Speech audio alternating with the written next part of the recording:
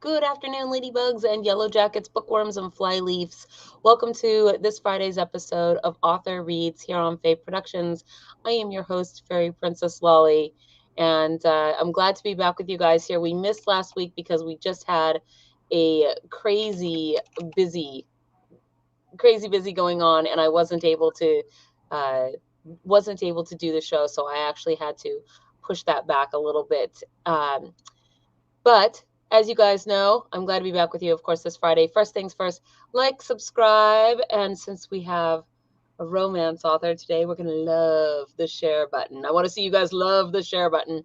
And also a shout out, of course, to today's sponsor, the LARP Fairies. And you guys know them, you love them, you've seen them just recently here for our Black Friday special that we did. The LARP Fairies are two magical beings who make crochet goodies and go on magical adventures together. They offer their crocheted items in their store on their Etsy page, and many of them are geared more towards the LARP geek life, LARP live action role play, and nerd culture. So they do have free shipping on orders over $35. They do travel a lot for their job during non-COVID times, of course, and you can follow them on any of the links that you see there in the ticker, which are also in the low bar. Join them while they explore the natural world. They have some beautiful surroundings, and they do some really cool stuff. So they look forward to having you join them on their next adventure. And thank you. Big shout out to you ladies. Thank you so much for being a sponsor of our show. And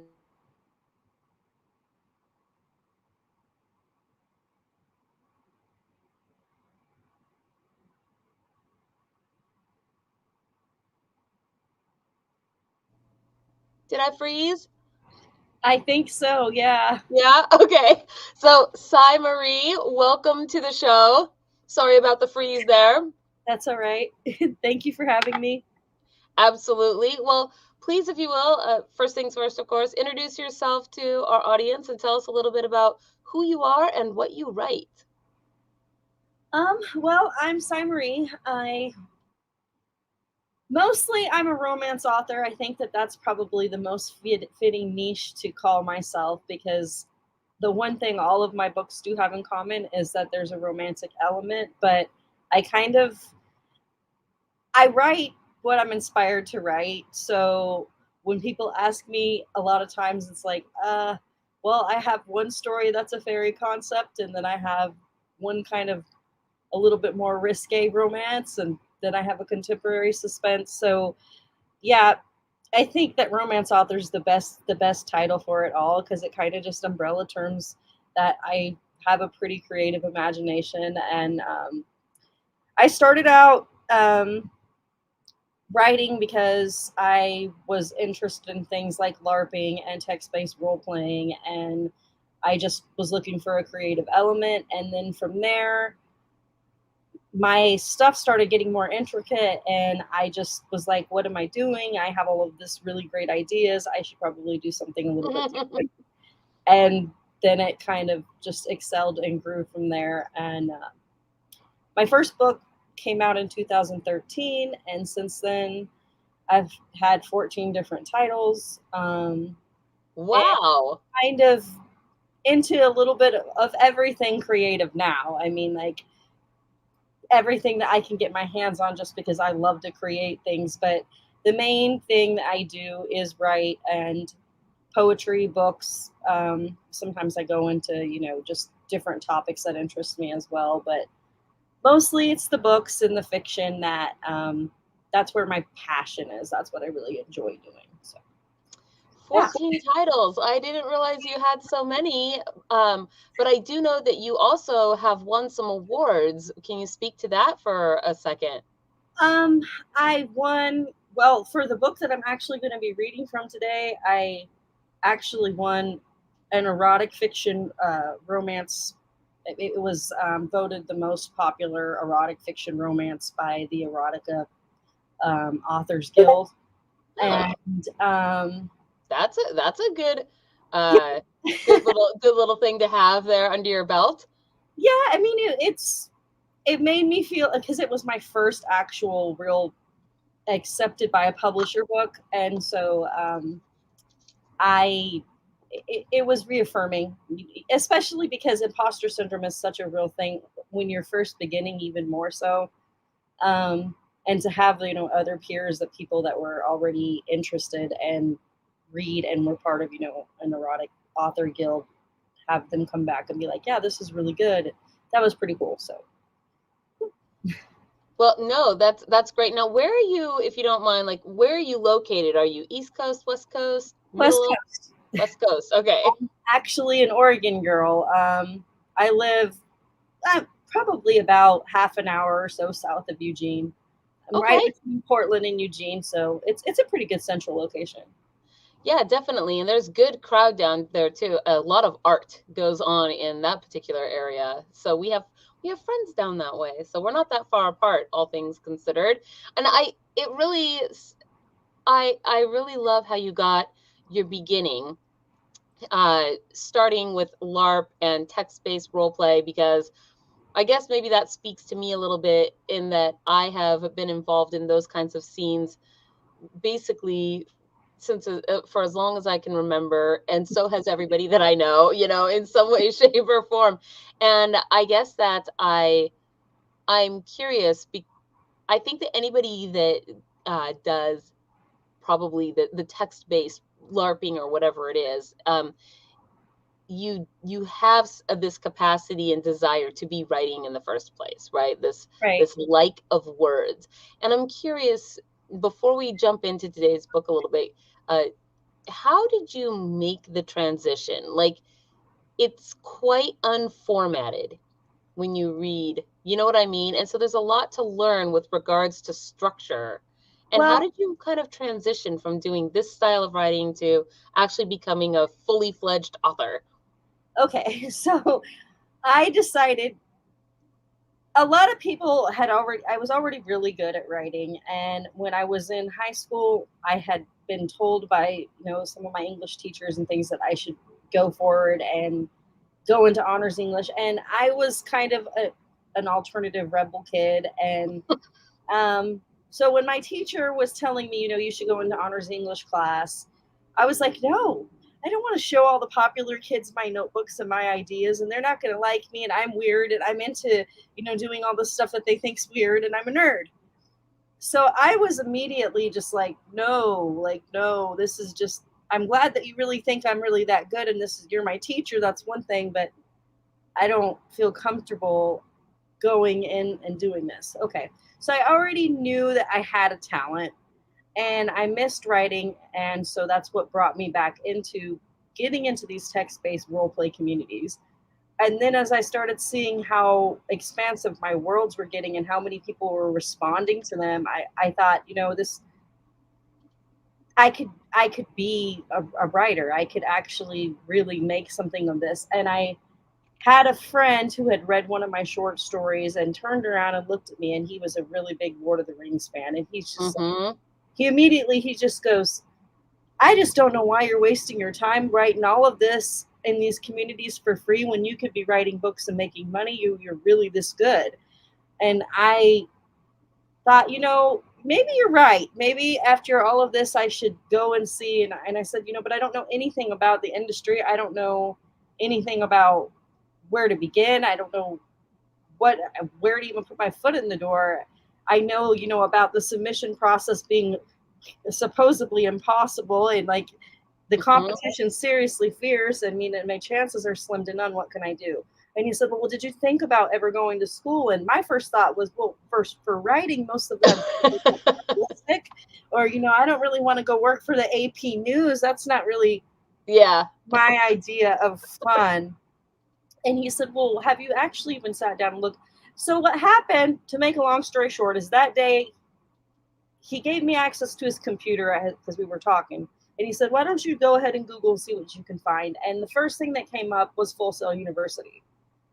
And I looked at their curriculum and I was like, this looks kind of interesting. But then I didn't think there would be, they were about to start their next course like within 2.5 weeks. And I was like, there's no way I'm going to be able to get all this together. There's just, and I mean, and it's a kind of expensive, and there was an application fee, and I didn't have I mean, at this time, I wasn't exactly in the best place financially. I was a starving artist.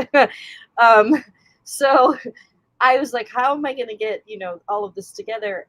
And he told me, he said, why don't you just reach out to admissions and tell them your situation, see what they say.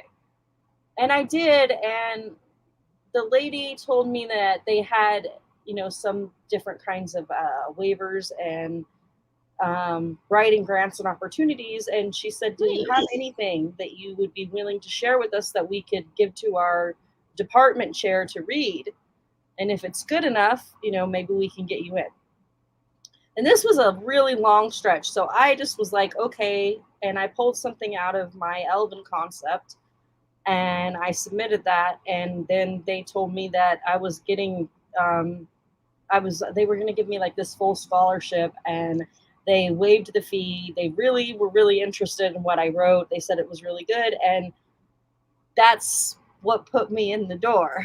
Well, wow. Then I was confident all of a sudden, because I was like, well, this is, really reaffirming to the I'm talented. And I thought, I don't want to wait until I've graduated with my bachelor's to be published. I want to do it before I get to that point. And I'm going to start pushing harder. And I started competing in poetry slams and talent shows. And then I actually went out on a limb and I figured out how I would self-publish. So I was self-published, independently published on my own.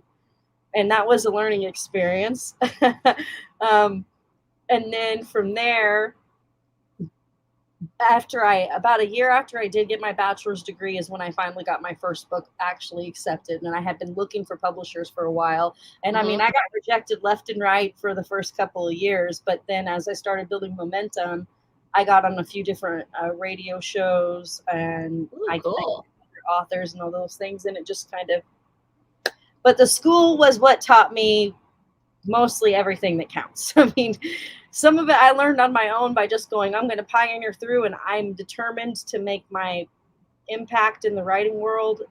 And other things, everything else, they just refined. So, yeah.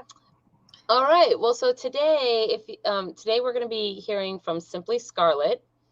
And if you could just give us a little bit of a synopsis of the setting, like what we're going to be hearing from, and then I will turn the screen over to you, and you can read away. Okay, so it's a contemporary, some people have called it kind of a dark romance. I didn't intend on it being a dark romance, but I can see where they are getting that from. Because it's an erotic romance, but it's supposed to show insight into variations on types of people, like narcissistic, abusive people, and then other people who are more actually respectful, because the base concept is off of BDSM. So I'm not going to go detailed into that, but there's a lot of people that take over, they take advantage of people that are into the lifestyle. And that's true. I was kind of offended when some things became very mainstream. That made me worry about people that were young and didn't have experience knowing the difference between a narcissist and safe people. And I was inspired to write this book. It's about a woman who she's from Manhattan, and she's kind of a socialite, privileged lady. And she's married to a man who owns a lot of investments, and he's, high up in the Manhattan and Wall Street trading scene and things like that. But he's kind of, he's very narcissistic, and he's very abusive to her. And their marriage is more like a marriage of convenience, the simplest way to put it. And she discovers him in a compromising situation, and opens her up to all these things she didn't know about him. And then she learns about herself. And I don't want to give too much of it away, but the long story short is finding herself and freeing herself from this toxic, bad relationship that was all an image, but not actually the truth of what her life was actually like. And yeah. All right. I'm going to start with, because I want to make sure that we stay, within some guidelines Yes, we do here. not want to run afoul of YouTube. They don't like it. So you're ready to read, and I'm going to turn the screen over to you here real quick before you start. For all of you watching at home, Sci Marie will begin reading, and I will be with you guys on mute, but in the comment section, taking questions. And when she's done, we will then pose those questions to her for the answering, and then we will have our drawing at the end of the show. So with that said, full screen, my lady. All right, thank you. Yes. Chapter 10, Desires. Jeremiah St. Clair had intentionally spent the past 3 days as far away from Von Baru Enterprises, DuPont Holdings, and De Clairvaux Equestrian as a whole. He even went as far as intentionally ignoring Lucian's phone calls and Patrice's text messages when he logged into his Facebook account. That was when things really got hard, in more than one way. Curiosity got the best of him, and Jeremiah found himself wanting to know more about Camille and in need of some means of alternative communication with her. He typed in her name in the search bar and hit enter. He clicked her name and began scanning over her page. Her default image was a very professional shot with Camille dressed in a formal pinstripe suit and wearing her hair pinned back away from her face. There was little more he could decipher from her profile, as very little was left public, but as he scanned over her timeline, he found himself smiling and mustering up the courage to click the Add Friend button. Nervously, he pursed his lips and tapped his finger on his laptop finger tracking pad. Come the heck on, Jerry. Pull it together, he muttered to himself and quickly hit the button. The friend request sent button replaced the other one, and Jeremiah clicked send message next. Immediately, he began drafting up a letter to Camille. Camille, I would really like to get to know you better. The lunch date we had has left me unable to think of anything else but you. The truth is, I want you. I want you so much that my lips still tingle from the lingering taste of your intoxicating kiss, Camille. I can't get out of my head, and I know you felt it too. Call me crazy, but when I met you, I never believed in love at first sight. Now I'm beginning to question my former thought process. I know you're married, and you're right, so am I, but like you, my spouse isn't for me. To be frank, it pisses me the heck off to see Julian with such an amazing woman, while I have to be left with a tramp like mine. I suppose that fate's a cruel mistress if I ever met one. I'm starting to sound like I'm rambling. You probably think I'm an idiot, and I can't blame you because I think it too. But Cammy, please just give me a moment to talk to you, alone, just you and me, anywhere, anytime, any place. Please just don't deny me. Jeremiah St. Clair.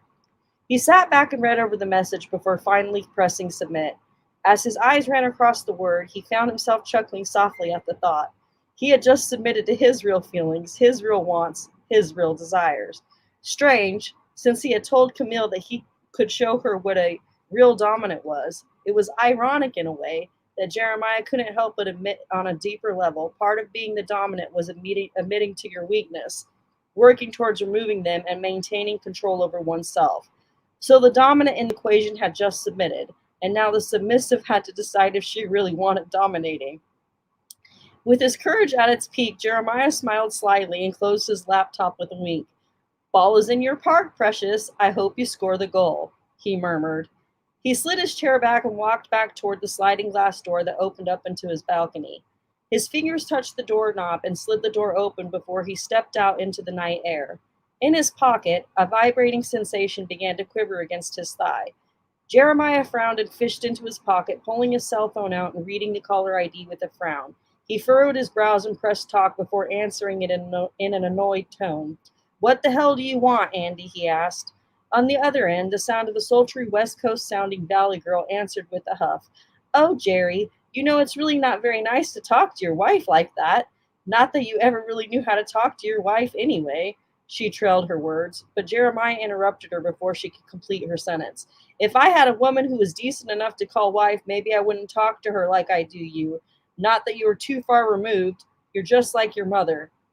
Andalyn went silent for a minute, and just when Jeremiah assumed she had hung up, she piped up in a rude and touchy tone. Look, not everything that you think is true, Jeremiah. Sometimes people have to make choices that aren't exactly easy, you know.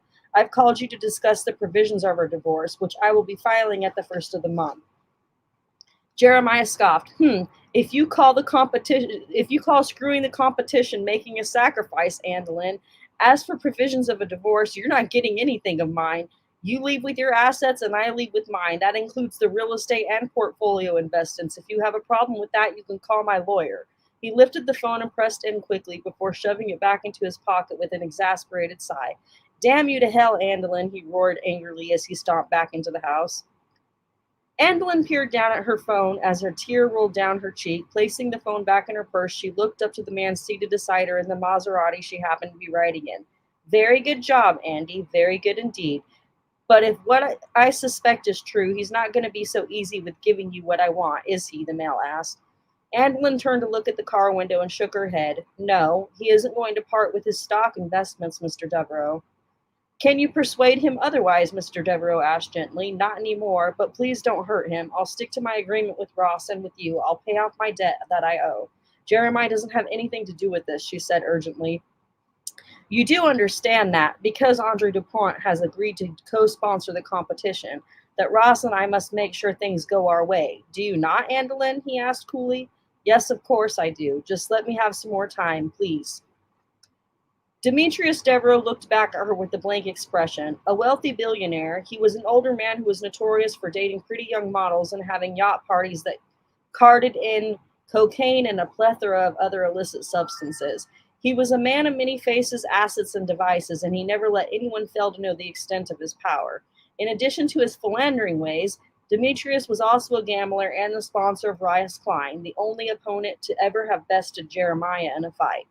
It was Demetrius Devereaux's diabolical genius that formulated the plan to draw Andolin into his grasp, and it had worked easily enough as well, and now the luscious Andolin Devine was a willing pawn in his underhanded game.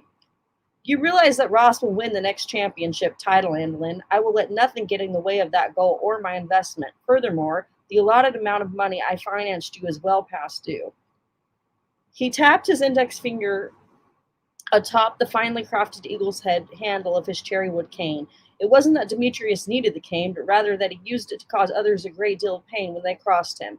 He lifted the cane suddenly and gently drew it forward, trailing it up Andolin's nylon-clad thigh.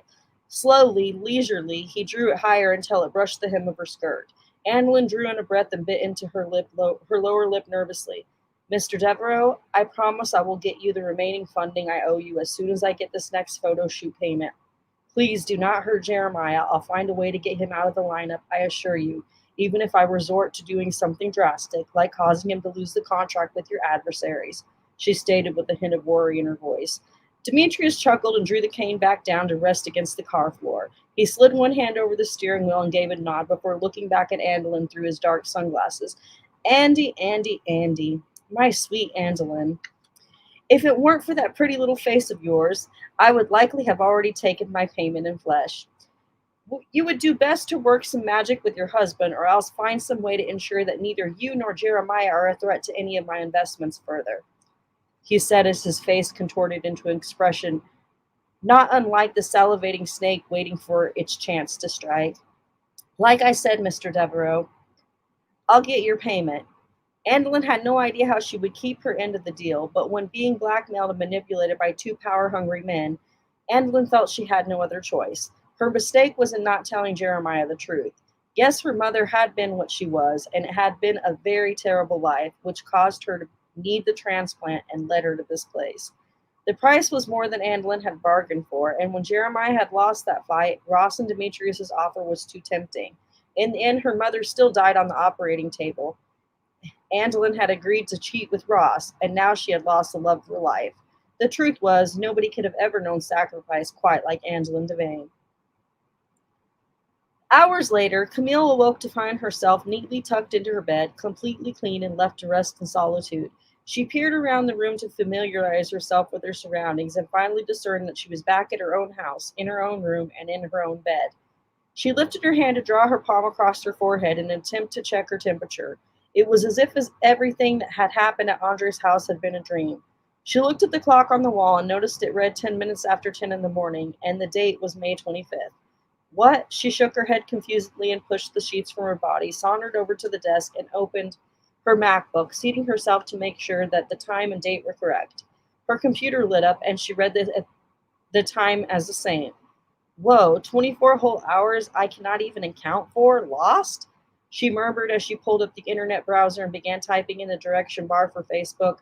She entered her login details and password and began reading through her notifications without paying any attention to her inbox notices. After about an hour of searching various messages and pages, Camille finally got around to her friend requests and was stunned when she noticed a familiar name on the list, Jeremiah St. Clair. With widened eyes, she clicked accept before noting she had inbox messages and hurrying to click the link. Jeremiah's note filled her screen. Wow, she muttered as her eyes fanned out across the message. Surprised by his words, she brought her hands up to her lips and smiled contentedly. How about yes, she whispered and began to write out her reply. Hello, Jeremiah. I did have a great time at lunch, but I don't want to cause you to lose your new contract by fraternizing with a sponsor for pleasure purposes. I think it would be best if we kept this amicable but professional. However, if you need to meet me to discuss any issues, please meet me tonight at Le Bernardin restaurant. I will be dining there alone. Reservation time is 7 p.m. Much love, Camille de Clairvaux. She hit submit and smiled. For you, Jeremiah St. Clair, I would willingly submit, she sighed. It was a dangerous move, perhaps, but Camille's own need to be near him, speak to him, and hear his voice again felt like it would have been more dangerous to deny. And he had asked her not to do that, so Camille had acquiesced to that request. If everything that happened with Julian and Andre that previous morning had been a dream, didn't that mean she could freely see Jeremiah in public? Who knew? And though Camille had been fearful of Andre's wrath, she now felt an overwhelming joy in knowing that later that night she would be seeing the resplendence that was Jeremiah St. Clair.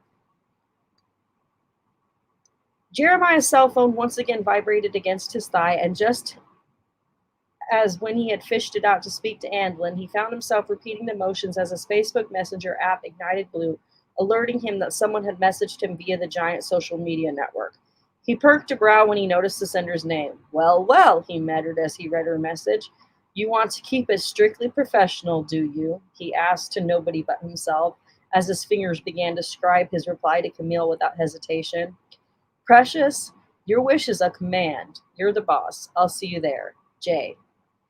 Happy with his reply, Jeremiah walked out of his in-home gym with a shit-eating grin, a man on a mission, which was showing Camille just how professional he could really be.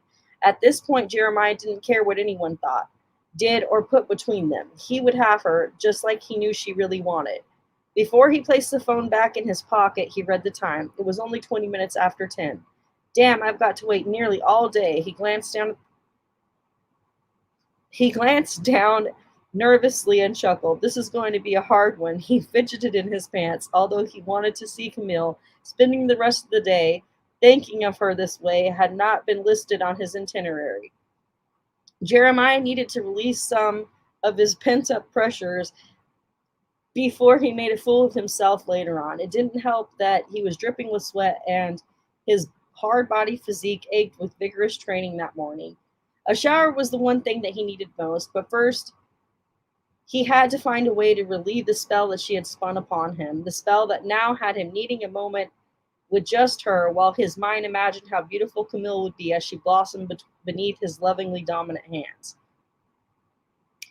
I think I'm going to stop there because that's the last page of this chapter, but it gets a little bit heated on that last page, and I don't want to run afoul of the things. Yes. Yeah. That, I think that is good. Let me bring us back together here. All right. Well, that is definitely, man, I will say though, like the way that guy talked to his wife, I was like, dang, jerk. Like, yeah, they're like bad, but he ends up being nicer than he was portrayed in that scene. Like, yeah, and I mean, and there's always that whole other variable of not knowing what the other side story is and the perspective is, and that was kind of the point. I wanted to make him look like he was a little bit of a jerk at first, so that later when people realize that he's kind of an anti-villain type guy. There's a little more to the story that's going on. Well, let's see. So first question that we have here is, what is the most interesting thing that you imagine happening to one of your characters after a book has ended? Of course, if Well, it's shareable. I mean, this is a very question or answer, because it really depends on this book. I've actually thought about. Well, I actually did write a sequel, and it was really sad because it was halfway written, and then the file got corrupted, and I lost a lot of good material. And I've been working on it again since, to try to like keep it going, but I lost so much; it was really heartbreaking. But okay, so I read a little bit, and it gave some emphasis on Jeremiah and Anzelin, and this book is more about Camille and Jeremiah. And the next book was going to be because of the things that Andelin has gone through, and some of the things that caused that separation between her and Jeremiah, so that Camille could be with him, also lead to like her being really like, it's a really sad ending, and I didn't feel like it was fair. I was like, this is kind of not fair, and I should probably give this girl her own variation on a happy ending, or at least overcoming her trauma and all those trials that she went through. So I imagined her, well, she lost her mom to this battle with cancer, and she got involved with the blackmailing and got all this extra money, and she kind of sold her husband out so that he got defeated by an opponent, right? And she did that because she was trying to find a way to help her mom, and then she ends up losing everything. So I kind of left her hanging in that balance of the control of that man that she's under, and I was going to continue to leave her there, and that was the worst thing I could imagine happening to her, is being stuck under that kind of narcissistic, blackmailing, coercive person. I love the name Andelin, by the way. That is a very cool name. Yes. Okay, so let me scroll here. We have a few questions from Flora. What types of ending do you like to write the most? And happily ever after, happily for now, cliffhangers, or tragic? I've done them all. But I mean, I think happily for now or happily ever afters are my preference. And that's probably comes from the overall fantasy element, inspiration, good triumphing over evil, and like the princess getting to be with the prince, and all those kind of love stories that we all love. So yeah, probably HEAs and HFNs. That is, I like that, because sometimes I feel like the world is tragic enough that if I'm gonna, in movies or books or whatever, I want the happy ending. Yeah, I want to see the hero's journey and something good happen. Right. Yeah. So let's see. And then she also asks, how steamy do your books get? I'm blushing. They have a lot of stuff in them. I have a very illustrious imagination, and I'll be honest, like sometimes even when I go back and read it, I'm like, I can't believe I wrote that. So speaking of that, how do you find writing for the male part at that level of intimacy, since you're not a man? And I mean, how do you research? How do you research that? I kind of like, okay, so because I did role play, and I've seen the way that other men wrote about like perspectives, that kind of gave me an edge. So I was like, okay, so this is how men would describe these different interactions. And so that kind of gave me a little bit of some experience being able to go, okay. And then I was inspired to by authors like Anne Rice and Stephen King too. And I think from the way that they're very sensuous and very detailed writers, even when they're not writing provocatively, it's just the way they are. I think that kind of played some emphasis. And so it's become easy for me to slip into a male perspective, because I think that I've seen so many different male writers write about different things, and been able to go, okay, well then this is how I feel like this character. I don't know. Maybe I have like a bit of a gender fluid spirit at heart, because it doesn't seem really that hard for me. It's just, this is how I imagine that these things would be. Do you only ever write male, female, or do you go across the whole spectrum? I write across the whole spectrum. Actually, Simply Scarlet has it's got MFM, it's got FM, it shows the entire spectrum of everything, because I wanted to broaden the horizons on what people thought when they looked at BDSM, because I was like, this is not just, there is heteronormative, but then there's a whole spectrum of different variations of dynamic types. And I felt like it was becoming extremely mainstream in a way that was kind of damaging, because it was shedding focus on toxic relationships, and I wanted to show people the toxic and the good and the variation in the different types of dynamics, from being, monogamous,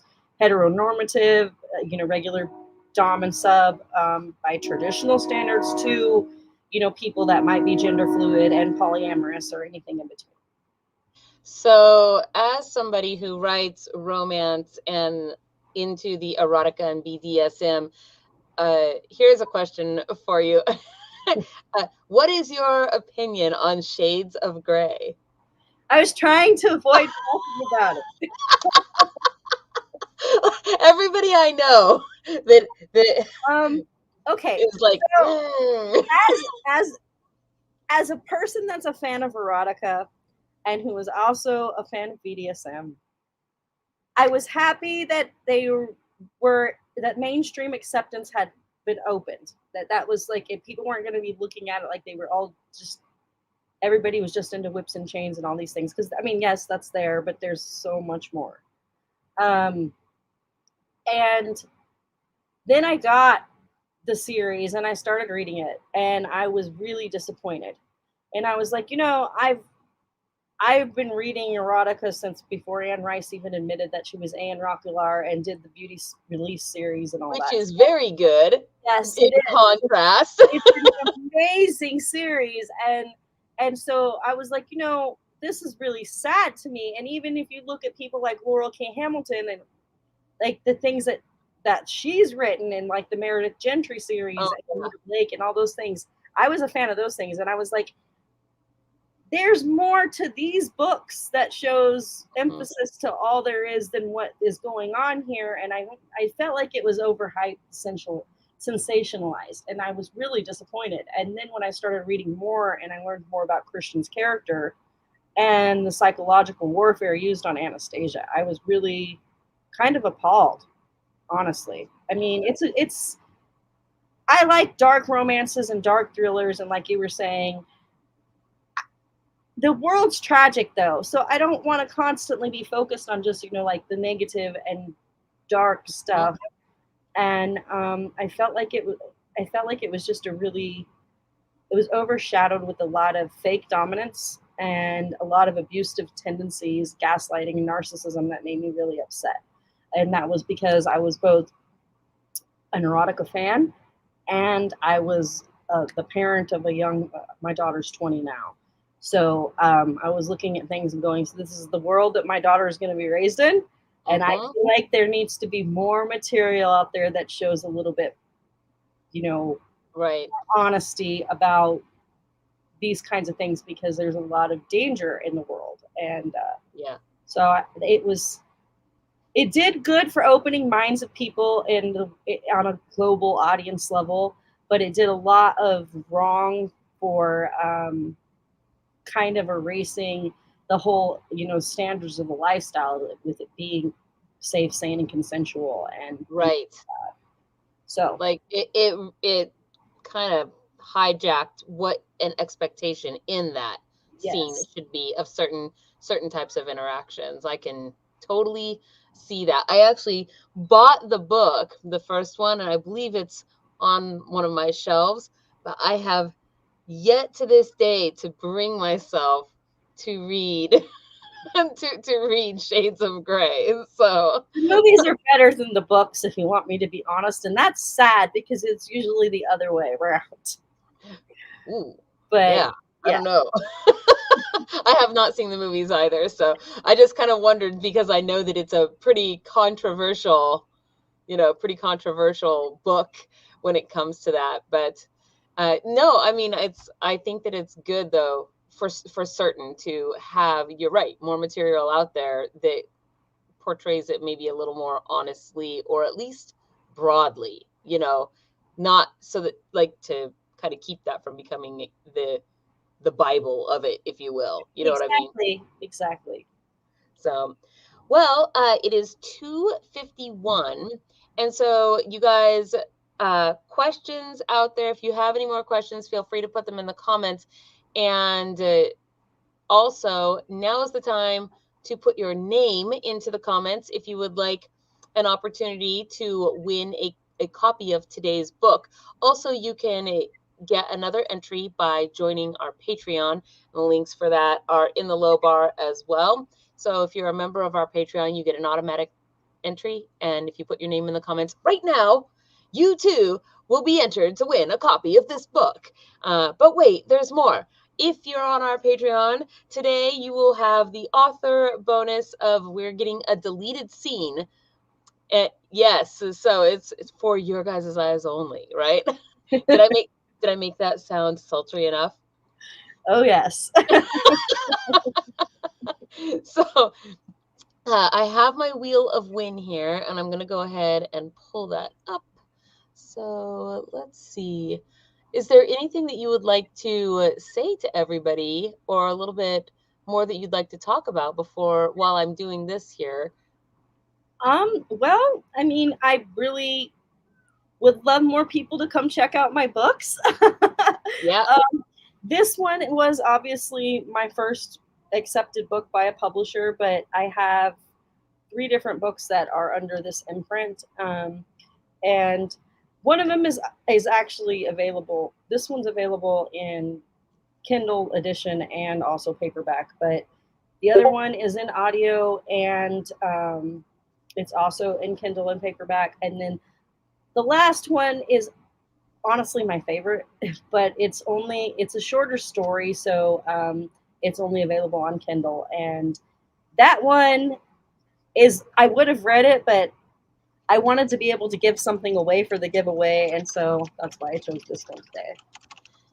Okay, so I am pulling the names from the audience now, and yes, deleted scenes, very awesome. And Flora, I see you out there as well, so let me get you on the list. All right, and I know there's a tiny bit of lag, so do I see anybody else out there? And by the way, hi, Erwina. Good to see you out there. I didn't see you earlier, so glad to know you're out there and watching. All right. So with that said, you guys, we're going to spin the wheel here. Here we go. Yes. Boom. I tried to pick colors that went with the cover of your book. All right, here we go. Ooh. And congratulations, Virginia Bracco. You are the winner of today's copy of Simply Scarlet. Hey, hold that up again. Let's see that. Nice. All right, signed and everything, huh? Yep. Perfect. Well, thank you so much for coming on the show today. I'm very glad I think you might actually be one of we've only ever had really a few romance authors on the, yeah, all things considered, I want to say maybe 5-ish or less. So, Awesome. yeah, so thank you for coming on the show. I know that we have kind of a romance loving contingent out there, so it was good to have you. And of course, you guys, it's Friday. I will see you guys again next Wednesday for Fae News. But in the meantime, please do check out the Patreon. And of course, all of Sci Marie's links and information are in the low bar. Please remember, if you buy, to leave the book review after the fact. It really helps out indie authors to I do will that. very much be indebted to you. Yes, book reviews are big, but it is basically coming up. So if you're looking for good gifts to get somebody for Christmas or yourself, this is, here you go, right here. So Perfect stocking stuffers. that is true. Well, that's right. I'm like, that would fit perfect in my stocking. So it just made me think of a meme that I saw yesterday that was what are we book lovers? What do we want? More books. Where are we gonna put them? We don't know. And I was like, that describes my house. So all right, well, thank you so much for being on the show. And yes, we will bid you adieu, you guys. It's Friday. Have a great beginning to your weekend, and I will catch you all on the flip side. Hello friends, this is Gunther Hammerhands. Thank you for checking out Fairy Princess Lolly's channel. If you enjoyed this video, please hit the like and subscribe button. Use your troll hammer to ring that little bell icon to get notifications when she posts future videos. And if you'd like to support these magical creations